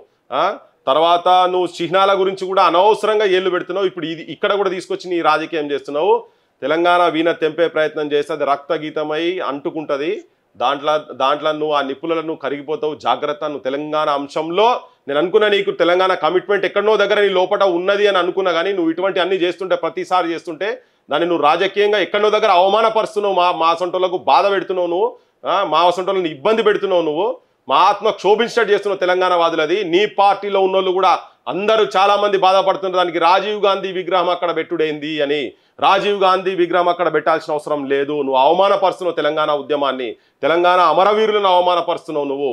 ఆ విగ్రహం అక్కడ పెట్టుడుతోనే పెద్ద చర్చ మొదలైంది. గీతంది కూడా అట్నే. నువ్వు ఇంతైనా మూర్ఖంగా కనుక చేయదలుచుకుంటే మాత్రము నువ్వైతే ఈ తెలంగాణ అనే ఫీలింగ్ తోటి దానిలో ఆహుతి అయ్యే ప్రమాదం ఉంటుంది. తస్మాత్ జాగ్రత్త అని చెప్పి మీకు చెప్తున్నా. నీకు ఎవరు సజెషన్స్ ఇస్తుండో తెలుస్తలేదు. నువ్వు చాలా పవిత్రమైన ప్లేస్లా, ఆయన పవిత్రుడు కావచ్చు రాజీవ్ గాంధీ, మాకు సంబంధం లేదు, పోయి ఇంకెక్కడన్నా పెట్టుకో. కానీ ఇక్కడ మాత్రము ఈ తెలంగాణ అమరులు ఎవరైతున్నారో వాళ్ళకన్నా పవిత్రుడు మాత్రం కాదని చెప్పి చాలా క్లియర్గా చెప్పదలుచుకున్నాం మేము. 1860 కాడికెళ్ళి మొదలు పెట్టిన కాడికెళ్ళి అప్పటి నుంచి అయింది రామ్జీ గోండ్ కావచ్చు, మొహమ్మద్ హాజీ కావచ్చు. అక్కడి నుంచి మొదలు పెడితే మొన్నటి దొడికమురాయ, సాకల ఐలమ్మలు, కొమ్రం భీంల వరకు పెద్ద చరిత్ర ఉన్నది. షోయబుల్లా ఖాన్లు ఇటువంటి వాళ్ళు ఉన్నారు. ఇటువంటి అన్ని అక్కడ ఆ ప్లేస్లో మొత్తం మన తెలంగాణ తల్లి విగ్రహంతో పాటు ఇటువంటి వాళ్ళు కూడా పెట్టు. జనం అక్కడికి వచ్చిన తర్వాత ఈ చరిత్రను ఎప్పటికీ గుర్తు చేసుకుంటారు. ఆ పక్కకు ఉన్నది మొత్తం 69 తర్వాత చనిపోయిన వాళ్ళ మొన్న చనిపోయిన వాళ్ళది కూడా ఆ చరిత్రలు ఉన్నాయి కదా. ఇటువంటి మహానుభావులు మొత్తం పెట్టి వాళ్ళ కింద మాత్రం రాజీవ్ గాంధీ వీళ్ళకన్నా గొప్పోడని మాత్రం నేను అనుకుంటలేను. అది కాదు, 100% సత్యం నేను చెప్పేది. అంటే వాళ్ళది పెట్టాల్సిన అవసరం, రాజీవ్ గాంధీ విగ్రహం ఇప్పుడే పెట్టాల్సిన అవసరం ఏమొచ్చింది అంటే, ఒక వర్ధంతి కాదు, జయంతి కాదు, ప్రత్యేకంగా అంటే వెంటనే దాన్ని పెట్టడం, దాన్ని ఓపెనింగ్ చేయడం, ఏంటి ఇవన్నీ? ఆయనే చాలా పొరపాటు చేస్తున్నాడు దీని విషయంలో. అంటే మేబీ ఇప్పుడు డిఫరెంట్ పొలిటికల్ సర్కిల్స్లో డిఫరెంట్ ఆలోచన ఏంటంటే, రాజీవ్ గాంధీ విగ్రహం సెక్రటేరియట్ ముంగట పెట్టించిందంటే ఢిల్లీలో ఏమైనా మార్కులు కొట్టేద్దామని చెప్పి ఏమైనా ప్లాన్లు ఉన్నాడో నాకు తెలుస్తలేదు. కానీ అసలు అనవసరమైన అంశం అబ్బా అది. పవిత్రమైన ప్లేస్లో రాజీవ్ గాంధీ కన్నా పవిత్రులు 100% పవిత్రవంతులైనటువంటి బిడ్డలు, త్యాగం చేసినటువంటి మహానుభావులు ఇక్కడ ఉన్నారు కదా, ఇక్కడ పుట్టినోళ్ళు కదా. ఆయన అనివార్యంగా రాజకీయాలలోకి వచ్చినోడు. ఆయనకు రాజకీయంగా ఉన్నాడు కదా, ఒక పైలట్గా ఉండి రాజకీయాలలోకి వచ్చినాడు. అనివార్యంగా ఏదో ఆయన చేసినటువంటి పనులు, ఐపీకేఎఫ్ ఏదైతే తమిళనాడులో పోయి తమిళియన్స్ చంపినరు, వాళ్ళు ఊచకొత కోసినరు, మహిళల మీద అత్యాచారాలు చేసిరు, అవి అని చెప్పని వాటికి ఆ ఐపీకేఎఫ్ అనేది శాంతి కాకుండా అశాంతిని నింపిందని వాళ్ళేదో కోపానికి వచ్చి వాళ్ళేదో ఇక్కడ చేసిరు. దాన్ని డీప్గా నేను పోదాల్చుకుని అనవసరంగా ఇవన్నీ మాట్లాడిపిస్తున్నాడు రేవంత్ రెడ్డి ఆయన విగ్రహం ఇక్కడ పెట్టిన తర్వాత. అంటే దేశం కోసం ప్రాణాలు ఇచ్చింది కాబట్టి అని ఒక వైపు. దేశం కోసం అంటే ఆయన చేసినటువంటి కార్యకలాపాలకు భిన్నంగా ఆడ జరిగినాయి కాబట్టి ఆయన తాని స్వయం కృపానందమా ఇక ఏమందామా తర్వాత సంగతి. కానీ ఈ దేశ విముక్తి గురించి అయితే కొట్లాడినోడు కాదు ఆయన. అంటే ఆయన గొప్పడైతే కానీ అబ్బా మాకు సంబంధం లేదు. కానీ ఇక్కడ అంతకైనా అదొక పవిత్రమైన జాగా. ఈ ప్రాంతంకు సెంటిమెంట్కు సంబంధించినటువంటి మనోభావాలకు దెబ్బతినేటువంటి అంశం అక్కడ అందుకనే అది తెలంగాణ తల్లి విగ్రహం. అది ఇంతకుముందు తెలుగు తల్లి విగ్రహం ఉన్నది కదా అక్కడ. నువ్వు తెలుగు తల్లి విగ్రహం తీసేసే కదా తెలంగాణ తల్లి అనుకున్నాం. సరే అది ఏ రూపం ఉంటుందో నీకు నచ్చిందో నచ్చలేదో కలవడే ఏదో రూపం అక్కడ తీసుకొచ్చైతే. కానీ ఆ ప్లేస్లో నీకు ఒక symbol Rajiv Gandhi not a symbol of Telangana. నువ్వు తీసుకుపోయి ఢిల్లీలో పెట్టుకో, నువ్వు ఏమన్నా చేసుకో. అట్లాంటి బొచ్చల మంది ప్రధానమంత్రులు పోయింది, బొచ్చల మంది దేశం గురించి చచ్చిపోయినారు. ఈ దేశం కాదు, బయట ఉధమ్ సింగ్ అసంటోళ్ళు కూడా ఇక్కడ నుంచి పోయి బయట దేశాల్లో పోయి యాక్షన్ చేసి చచ్చిపోయినారు. సుభాష్ చంద్రబోస్ అసంటోళ్ళు ఉన్నారు, భగత్ సింగ్ అసంటోళ్ళు ఉన్నారు. చాలా మంది గాంధీలు వీళ్ళ విగ్రహాలు అయితే ఉన్నాయి కదా, బయట ఉన్నాయి కదా. కరెక్ట్గా నీకు అదే ప్లేస్ కచ్చిగా వచ్చి నువ్వు అదే జాగాలు ఎందుకు పెట్టాలి? నువ్వు అవమానపరచదలుచుకున్నావా? తెలంగాణ ఉద్యమాన్ని అవమానపరుచుకున్నావా? తెలంగాణ త్యాగాలను అవమానపరుచుకున్నావా? తెలంగాణ బిడ్డలను పరచదలుచుకున్నావా? అసలు ఏంది నీ ఆలోచన? ఏది మాకు అర్థమైతే లేదు. ఇంత కచ్చిగా తీసుకొచ్చి నువ్వు అక్కడ తెలంగాణ తల్లి విగ్రహం ఉండే దగ్గర నువ్వు రాజీవ్ గాంధీ విగ్రహం తీసుకొచ్చి ఎక్కడ పెడతావబ్బా? నీకు ఏం సంబంధం? ఈ ప్రాంతమోడా? ఇక్కడ చదువుకున్నోడా? ఇక్కడ తిరిగినోడా? ఇక్కడ చాయ్ బిస్కెట్లు తిని తిరిగిండి ఆయన? ఉస్మానియా చాయ్ నువ్వు ఆల్ఫా హోటల్ చాయ్ తాగేమన్నా తిరిగినోడా? ఆయనకి ఏం సంబంధం అసలు? హైదరాబాద్తో ఏం సంబంధం? మనకు హైదరాబాద్ చరిత్రతో రాజీవ్ గాంధీకి ఏం సంబంధం? ఎక్కడో దగ్గర లింకప్ అయితే ఉండాలి కదా. ఏం లింకప్ లేను నువ్వు విగ్రహం తీసుకొచ్చి నువ్వు మా గుండె మీద పెడుతున్నావు. అది తెలంగాణ గుండె మీద నువ్వు అపవిత్రం చేస్తున్నావు. నువ్వు ఆ రాజీవ్ గాంధీ అని ఒక రాజకీయ నాయకుని తీసుకొచ్చి నువ్వు అక్కడ పెడితే చచ్చిపోయిన వచ్చి పక్కకు పడేసాయి. కానీ ఈ ప్రాంతం మీద ఈ ప్రజల గురించి ఈ వెట్టి చాకిరికి వ్యతిరేకంగా ఇక్కడ రైతుల హక్కుల గురించి కాపాడేందుకు కొట్లాడిన వాళ్ళు బొచ్చడం మంది, ఈ ప్రాంత స్వేచ్ఛ గురించి ఇక్కడ నిజాం పాలనకు వ్యతిరేకంగా నడి రోడ్ల మీద బరివాతల ఆడిపించి బతుకమ్మలు ఆడిపించినటువంటి ఒక పిశాచి ఒక రాక్షసుని వ్యతిరేకంగా ప్రజల పక్షాన నుండి నిరాయుధులుగా ఉండి కొట్లాడిన వాళ్ళు బొచ్చడం మంది ఉన్నారు. అది తెలంగాణ అస్తిత్వం, తెలంగాణ చరిత్ర బాది. అటువంటిది నువ్వు దాని ప్రతిరూపం ఏదో ఉంటే అక్కడ తీసుకొచ్చి పెట్టాలి. కానీ రాజీవ్ గాంధీతో తెలంగాణకి ఏం సంబంధం? ఆయన ఎందుకు పెట్టాలా? పెట్టుకోపో, ఇంకా పక్కకి ఇంకెక్కడన్నా పెట్టుకోపో, కలవాడు ఇంకెక్కడన్నా పెట్టుకో, ఆ నెక్లెస్ రోడ్లు ఇంకెక్కడన్నా పెట్టుకోపో, ఎకరంలో పెట్టుకో, మొత్తం చుట్టూ తిరిగి కరెక్ట్ ఖచ్చితంగా. ఎందుకు అది ఏంటంటే అదొక అడ్మినిస్ట్రేటివ్ హబ్ ఉండే, మొత్తం అదొక అడ్మినిస్ట్రేటివ్ హబ్. ఆంధ్ర పాలకులు అక్కడి నుంచే తెలంగాణ విధ్వంసానికి రచనలు చేసినటువంటిది అన్ని అక్కడి నుంచి ఆ సెక్రటేరియట్ ఆ జాగాల నుంచే చేసిరు. కాబట్టి అదొక సెంటిమెంట్. వాళ్ళని తీసుకోపోయి మేము పక్కకు పడేసినామని, వాళ్ళని తీసుకుపోయి మేము సపరేట్ చేసుకున్నాం అనేదే కదా, దాని గురించే కదా. అందుకే ఆ జాగాకు ఇంపార్టెన్స్ ఉన్నది. కానీ నువ్వు దాన్ని అపహాస్యం చేసినట్టు, అవహేళన చేసినట్టు, అవమానం చేసినట్టు నువ్వు అక్కడ ఖచ్చిగా తీసుకొచ్చుకోబెట్టి మళ్ళీ ఒక లోకల్ గుండాలేక ఎవడొస్తావు రాండి టచ్ చేసి చూడురు అంటే ఏమే మచ్చరపాయలు అని ఏం మాటలు మాట్లాడుతున్నావు? అంటే అది నువ్వైనా కేసీఆర్ అయినా ఎవరైనా దాన్ని అటువంటి ఆలోచనలు ఎవరు చేసినా కానీ మా బోటలో మాత్రం మాకు అది మనసుకు గాయమై మాట్లాడుతున్నాం. మళ్ళా అది తప్పు నువ్వు చేసేది. నువ్వు అభివృద్ధి చేయ బొచ్చడు ఉన్నాయి. నువ్వు పోయి తెలంగాణ జనాలు శవాలై ఊరేగుతున్నారు, ఊర్లల్లో నడి రోడ్లలో సమాధులై తిరుగుతున్నారు జనాలు. అటువంటి సమస్యల గురించి పోయి నువ్వు చేయాలి. కానీ ఈ విగ్రహంకి ఏం సంబంధం? నీకు అసలు అన్వారెంటెడ్ సంబంధమే లేదు. ఇప్పుడు తీసుకొచ్చి కావాలని ఖచ్చిగా తీసుకొచ్చి పెట్టుడు ఎక్కడిది? అంటే ఒకవైపు మీలాంటి సామాజికవేత్తలు కావచ్చు, ప్రతిపక్షం నుంచి ఏమంటుందంటే సరే విగ్రహం అక్కడ పెడితే కాంట్రవర్సీకి తెరలేస్తుంది, ప్రజలు మేము ఇచ్చిన అంటే వాళ్ళు ఇచ్చిన హామీలు కావచ్చు ఇతర అవన్నీ మర్చిపోతారు, మీడియా కూడా దానిపైన ఫోకస్ చేస్తుంది. కాబట్టి సో ఒకవేళ మనం వెళ్ళిపోవచ్చు సైలెంట్ గానే, ఒక వార్త కూడా క్వశ్చన్ మార్క్ అవుతుంది కదా, ఇట్లా నిజం అంటారు? అది ఇది ఎన్ని రోజులు ఉంటుంది అబ్బా? అట్లేం ఉండదు. ఎన్ని రోజులు ఉంటుంది చెప్పు? నువ్వు ఏందున్నా కానీ పర్ఫార్మెన్స్ ని బట్టి ఉంటది. ఆయన పర్ఫార్మెన్స్ కరెక్ట్ చేస్తే కరెక్ట్ ఉంటది. పర్ఫార్మెన్స్ ఇప్పుడు రేపు పొద్దు నుంచి మళ్ళీ క్వశ్చన్ చేస్తూనే ఉంటాం కదా, ఇంకా సమస్యలు వస్తూనే ఉంటాయి కదా. కానీ అది ఎప్పటికీ మచ్చగా ఉండిపోతుంది. ప్రతి మాట్లాడిన ప్రతి జాగాలో ఇది మాట్లాడాల్సిన అవసరం ఉంటుంది. అంటే తెలంగాణ ఏ ఆకాంక్షలతోనైతే తెలంగాణ తీసుకొచ్చుకున్నామో ఆ ఆకాంక్షలు నెరవేర్తలేవు. ఈ ప్రస్తుతం ఉన్నటువంటి ముఖ్యమంత్రి చేతులలో కూడా నెరవేర్తలేవు. ఇంకా మాబోటలము తెలంగాణ వాదులము, తెలంగాణ వాదం నాదం నినాదం గుండెలో పెట్టుకొని ఉన్నోళ్ళము ఇంకా బతుకున్నాం. కాబట్టి మేము మాట్లాడదలుచుకున్నాం, బరాబర్ ఇవి మాట్లాడతాము. ఇవి ఏమున్నా కానీ నీ సమస్యలు ఏదున్నా దీన్ని ఉట్టిగా అడ్డం పెట్టుకొని పక్కదో పట్టిస్తామంటే మాత్రం అది కాదబ్బా, జరగదు. అది జరుగుతూనే ఉంటుంది. ఎందుకంటే లైఫ్ ప్రతి ఇంట్లో ప్రతి ఊర్లో పోతూనే ఉంటుంది కదా. ప్రతి హామీ గురించి చర్చ జరుగుతుంది. వాటన్నిటితో పాటు ఈయనకేందంటే ఇది కొలమానం. విగ్రహం అంటే నీకు ఎంత నిబద్ధత ఎంత నిజాయితీ ఉన్నది అనేది నువ్వు చూపించుకుంటేందుకు నీకు ఒక ఉదాహరణ.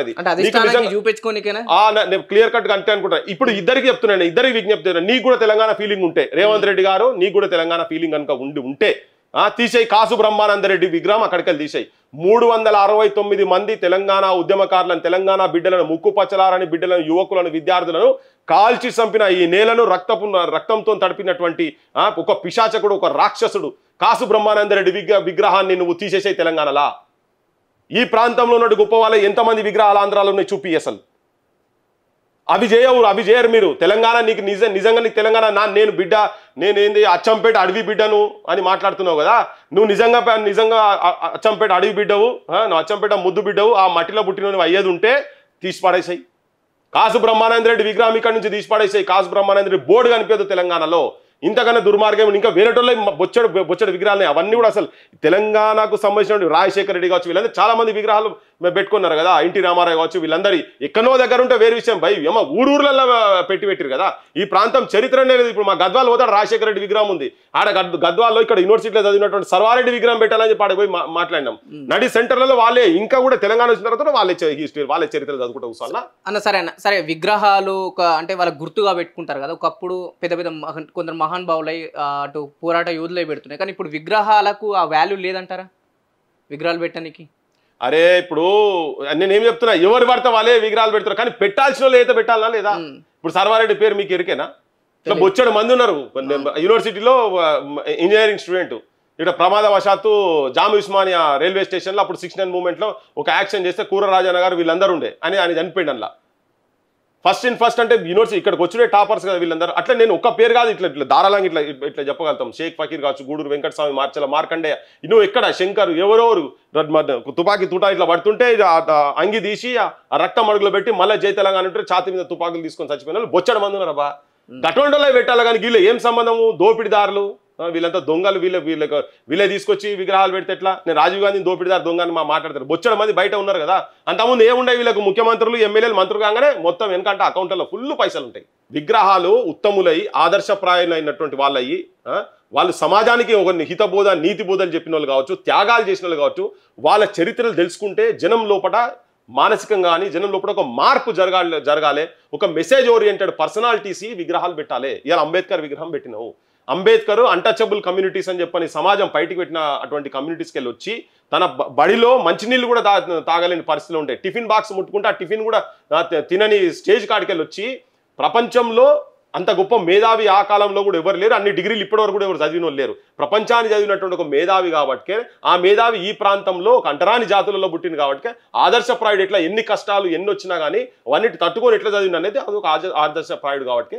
తన అటువంటి వాళ్ళ విగ్రహాలు అంటే గొప్ప వ్యక్తులే నేను ఒక అంబేద్కర్ చాలా ఇట్లా ఉన్న వాళ్ళందరూ ఎవరైనా అటువంటి వాళ్ళే పెట్టాలి కానీ ఇదంతా ఏంది నాకు అర్థం కాదు ఏందో ఆయన తీసుకొచ్చిండు టెక్నాలజీ తీసుకొచ్చిన టెక్నాలజీ అనుకున్నాడు కదా టెక్నాలజీ కూర్చొని తయారు చేసినాడు కదా సార్ తీసుకొచ్చి పెట్టుకో ఇంకెక్కడ ఇష్టం వచ్చిన కాడ పెట్టుకో ఆయన ఇన్స్టాల్ చేయదలుచుకోలేదు బహిరంగంగా చెప్పింది కదా రాజీవ్ గాంధీ కంప్యూటర్ని కనిపెట్టిందని ఇక ఆయనకి ఎవరు రాసి ఇచ్చిండో నాకు తెలియదు ఇక ఆయన కనిపెట్టినోడు ఎవడని ఉట్టికి ఎండ కొట్టినా అని వస్తుంది కదా చార్ల్స్ బ్యాబేజ్ అని చెప్పని ఎండ కొట్టినా ఆయన వచ్చి ఆయన తీసుకొచ్చిన తర్వాత కూడా అది బయటకు వచ్చింది కూడా 70-80 సంవత్సరాలు పట్టింది కదా ఇక్కడ తీసుకొచ్చినోడు కాదు కదా ఇది ఎవరు రాసి ఇవన్నీ ఆయనకి ఎవరు రాసిస్తున్నో ఉపన్యాసాలు నాకు ఎరకలే కానీ ఇంత బ్లండర్స్ మాట్లాడతారా ఎవడన్నా ఎవడో తెలిసి తెలియక మాట్లాడితే వేరే విషయం ఒక ముఖ్యమంత్రి మాట్లాడేటి ఏం హోంవర్క్ ఇస్తున్నావు ఆయన నాకు అర్థమైతలేదు నీ స్పీచ్లలో గివి మాట్లాడి ఆపోజిషన్ వాళ్ళకు నువ్వు అవకాశం ఇచ్చి వాళ్ళు తీసుకొచ్చి కనిపెట్టినోడో తెలియదా అని చెప్పని ఆడ స్టేజ్ నుండి ఇట్లా చిటికెలు కొట్టి మాట్లాడు కాదు బాబు దాంట్లో సబ్జెక్ట్ పెట్టుకో నువ్వు ఏంది ఇది ఎవరున్నారు నీ పక్కకంతా గ్యాంగ్ ఏమున్నది ఎంత నీ పక్కకంతా అంత ఫూల్స్ ఉన్నట్టున్నది నాకు అర్థమైతలేదు ఏం మాటలు మాట్లాడుతారో ఏం చెప్తారో నాకు సమయం అయితే లేదు గవి మాట్లాడతారా బ్లండర్ ఓకే నువ్వు ఏదో ఒకటి తీసుకొచ్చినావు మాకున్న అభిమానం చెప్తే అది చెప్పుడు ప్రజెంటేషన్ డిఫరెంట్ కంప్యూటర్ కానీ పెట్టిండి ఏదో అన్ని టంగ్ స్లిప్ అయిండు పిచ్చి మాట్లాడి అబాస్పాల్ అవుతున్నాడు అట్లా కాకు నువ్వు అట్లీస్ట్ చలో నువ్వు ఒక యంగ్ ఏజ్లో ఒక ముఖ్యమంత్రి అయ్యి కూర్చున్నావు నీ పర్ఫార్మెన్స్ చూపించాలి ఇంకా యువకులు ఉన్నావు కాబట్టి నీకు ఇంకా అద్భుతమైన ఆలోచనలు రావాలి నీ టీం అనేది ఒకటి ప్రాపర్గా ఉండాలి వంది మాగదులను పెట్టుకుంటే మంచోడే నాశనం అయిపోయింది ఆయన నువ్వు కూడా గట్లనే పెట్టుకుంటే నువ్వు కూడా కథం అయిపోతావు అక్కెర్రానలో నీ చుట్టూ ఎప్పటి తిరుగుతురు కదా అని చెప్పని చెంచా బ్యాచ్లను కనుక పెట్టుకుంటే మనం అలా గంగలో కలిసిపోతాం ఏముండదు సరే ఇవన్నీ ఒకవైపు ఉంటే నిజంగా సెక్రటేరియట్ ముందోటి ఎవరి విగ్రహం పెడితే బాగుంటది సెక్రటేరియట్ కూడా తెలంగాణ తల్లి విగ్రహమే పెట్టాలి లేకుంటే నేనేం చెప్తున్నా తెలంగాణ తల్లి విగ్రహాలతో పాటు ఒక 25-30 మంది ఒక సెలెక్టెడ్ పర్సనాలిటీస్ ఈడికెళ్ళి ఆడదాకా పెట్టి ఒక కింద ఒక సింగిల్ పేజో డబల్ పేజ్దో పెట్టేసి వాళ్ళు చేసినటువంటి ముఖ్యమైన ఏంటంటే చదువుకుంటూ పోతే మనకు మార్పు జరగాలి అక్కడ అటువంటి వాళ్ళే ఏమన్నా ఉంటే ఆ సీరియల్ ప్రకారంగా అక్కడ పెట్టుకొని పోయి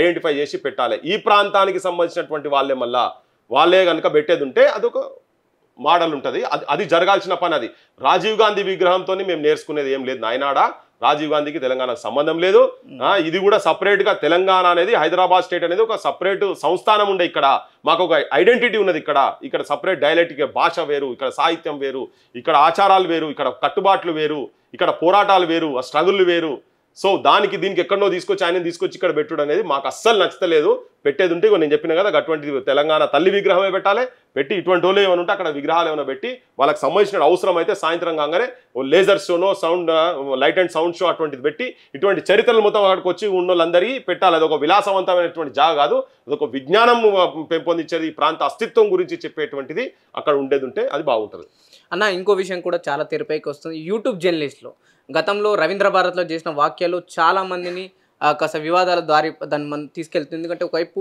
శాటిలైట్లో చేసే వాళ్ళకు యూట్యూబ్ వాళ్ళకు ఒక లైన్ గీసింది అనుకోవచ్చు రేవంత్ రెడ్డి గారు ఇప్పుడు ఏ మాట మాట్లాడంటే అది తీసుడు నయం అయిపోయింది అనిపిస్తుంది నాకు ఎందుకంటే అట్లీస్ట్ ఇప్పుడు ఒక చర్చకు వస్తుంది అసలు ఏంటిది రియల్ మీడియా ఏంటిది ఈ యూట్యూబ్లు అంటే డిజిటల్ ఎరాలో ఇప్పుడు నువ్వు ఇక్కడ మాట్లాడింది జనం లోపలికి ఇమీడియట్ గా పోతున్నది ఎందుకంటే అట్లా పరిస్థితి లేకుండే ఇంకోటి ఏమైపోయిందంటే ఇంతకుముందు ఛానల్స్ ఇటువంటి ఫస్ట్ వార్తాపత్రికలు ఉండే పొద్దుగా లేయంగానే నువ్వు పేపర్ ఎప్పుడు వస్తుందా అని చూసే సిచ్యువేషన్స్ ఉండే అక్కడికి వెళ్ళి పోయి అట్లీస్ట్ నీకు ఒక ఛానల్స్ వచ్చినాయి దాని తర్వాత అది కూడా ఏంది ఎక్కడో నీ ఖమ్మంలో జరిగిన దాన్ని మొన్న వరదలు ఖమ్మంలో పోయినరు కర్మం చూపించాలంటే పెద్ద ఒక ₹1 కోటి వ్యాన్ పట్టుకొని పోయి అక్కడ పెట్టి అక్కడ నుంచి లింకపులు పెట్టి ఆయన ట్యూబ్లలోకి వెళ్ళి వస్తుంది అదంతా అది టైం పడుతుండే. ఇప్పుడు ఇవాళ ఎట్లున్నది అంటే నీ చేతుల్లో ఉన్నది కదా, నువ్వు అడవై ఖమ్మంలో నువ్వు ఏం చేస్తున్నావు పవన్ అని చెప్పని చూపియంగానే ఆడికెళ్ళి నువ్వు నీ కెమెరామెన్ పట్టుకున్నది అంతా నీకు లైవ్ ప్రపంచం మొత్తం చూడొచ్చు కదా.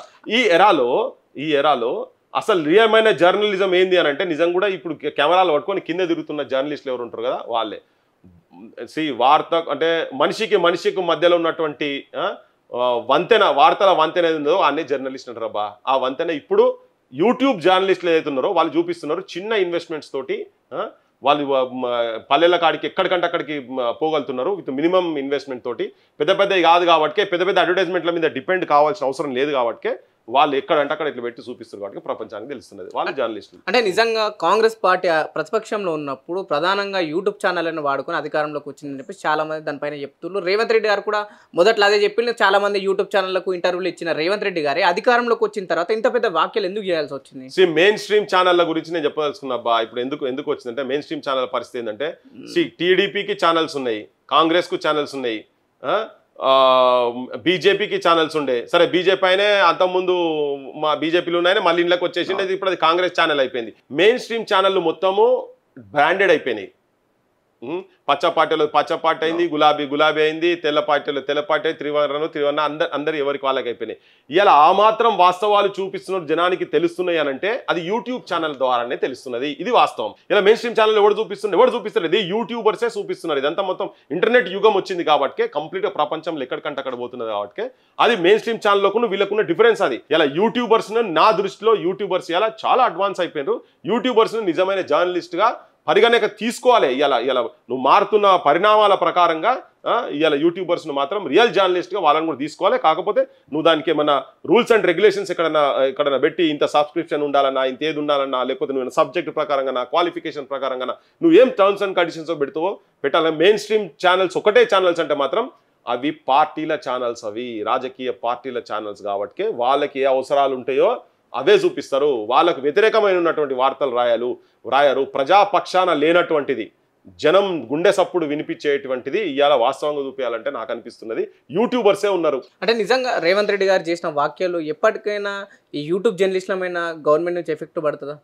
చూద్దాం, రానున్న రోజులలో చూద్దాము. నేను ఎఫెక్ట్ పడతా, ఒకవేళ పడితే ఆయన ఉన్న కొమ్మను కొట్టుకుంటున్నట్టే. కూసున్న కొమ్మను కొట్టుకోవాలని ఆలోచన కనుక రేవంత్ రెడ్డి గారికి ఉండేది ఉంటే ఆ పని చేయాలి. నువ్వు మంచి పని చేయబ్బా. ఇప్పుడు అప్పుడు తనకు 2 ఇన్సిడెంట్స్ తోటి ఇప్పుడు ఒక వాళ్ళ ఊర్లో జరిగినటువంటి ఒక ఆత్మహత్యను కొండారెడ్డిపల్లిలో ఒక ఛానల్లో పోయి అది హత్యగా చిత్రీకరించే ప్రయత్నం జరిగింది. నేను కూడా వాస్తవంగా తెలుసుకున్నా. ఇప్పుడు నేను ప్రజాక్షేత్రంలో ఒకటిగా మాట్లాడాను. నేను అతను చనిపోయినటువంటి కొడుకుతో మాట్లాడినా. వాళ్ళు ఒక ఛానల్లో ఏం చేసిర్రు, ఇది పక్కా హత్య చేసి హ్యాంగ్ చేసిరని చెప్పారు. నేను వాళ్ళ కొడుకుతో మాట్లాడితే ప్రధానమంత్రి అయినా ముఖ్యమంత్రి అయినా ఎవరైనా నా తండ్రి చచ్చిపోయింది, నా తండ్రిని ఎవరైనా నిజంగా చంపేదంటే నేను ఎందుకు కూకుంటా అని చెప్పని అన్నాడు. నాతో దాదాపు 10-40 నిమిషాలు మాట్లాడినారు. ఇప్పుడు అనవసరంగా చేసి ఏం చేసిన, ముఖ్యమంత్రి తమ్ముడే ఇది చేసి హ్యాంగ్ చేసి అక్కడ పెట్టింది ఆత్మహత్య కాదు, ఇది హత్య అని చెప్పే ప్రయత్నం చేసిరు అనుకో. అటువంటి వార్తలు కూడా రాయద్దబ్బా, నువ్వు ఎంక్వైరీ చేసి రాయాలి. మొన్న ఇంకోటి కొండారెడ్డిపల్లిలో, ఇది కొండారెడ్డిపల్లిలో, కొడంగల్లో తన ఇల్లు FTL కింద బఫర్ జోన్ల కింద వచ్చింది, చెర్లనే ఇల్లు కట్టిండి అని చెప్పిండ్రు. చెప్తేనన్నా డాక్యుమెంట్స్ తీసుకొస్తే మనమే పోయి ముంగడ పోయాడు నిలబడదాం, కూలగొట్టాల్సింది. ఆయన తప్పు చేస్తే ఆయనదైనా పర్లేదు, ఎవరిదైనా పర్లేదు, కూలగొట్టాల్సింది. అన్నాడు నా అన్న ఇల్లు అయినా కూలగొడతా, నా తమ్ముని ఇల్లు కూడా కొడతా, తన ఇల్లు కూడా కూలగొట్టాలి, ఆదర్శప్రాయంగా ఉండాలని. కానీ కొన్ని ఛానల్స్ కావాలని ఇట్లా నెగటివ్ ప్రొపగండా చేసి బద్నాం చేసి అనవసరంగా ఇంట్లో బజార్లో కూడా వేయదు. నిజంగా ఉండేది ఉంటే ఎస్ బరాబర్ మాట్లాడదాం. ఇప్పుడు లేని దాన్ని తీసుకొచ్చి వాళ్ళ ఇంట్లో బద్నాం చేసి అది అవసరం లేదు. అని చేసిన ఉంటే బరాబర్ ఇలా విగ్రహం గురించి మాట్లాడుతున్నాం, నువ్వు చేస్తున్న తప్పు అని చెప్తున్నాం, నీ ఆలోచనల మబ్బులు పడ్డాయని చెప్తున్నాం. ఇదే తరుణంలో మేము ఏం చెప్తున్నాం అంటే నువ్వు కూడా నిజంగా అక్కడ తప్పు ఉండేది తప్పు చేయాలి. తప్పు వాస్తవాన్ని వాస్తవంగా చూపించేసి ఏ రాజకీయ పార్టీలకు సంబంధం లేకుండా కనుక యూట్యూబ్ ఛానల్ కనుక పోతే వాళ్ళకు కూడా మనుగడ ఉంటుంది. లేకపోతే నువ్వు పార్టీలకు అటాచ్ కనుక అయి ఉంటే మాత్రం ఇటువంటి జరుగుతుంటాయి. రైట్, ఇవి పృథ్వీ అన్నతోని ఫేస్ టు ఫేస్ కెమెరామెన్ కళ్యాణ్తో పవన్, మిర్రర్ టీవీ, హైదరాబాద్.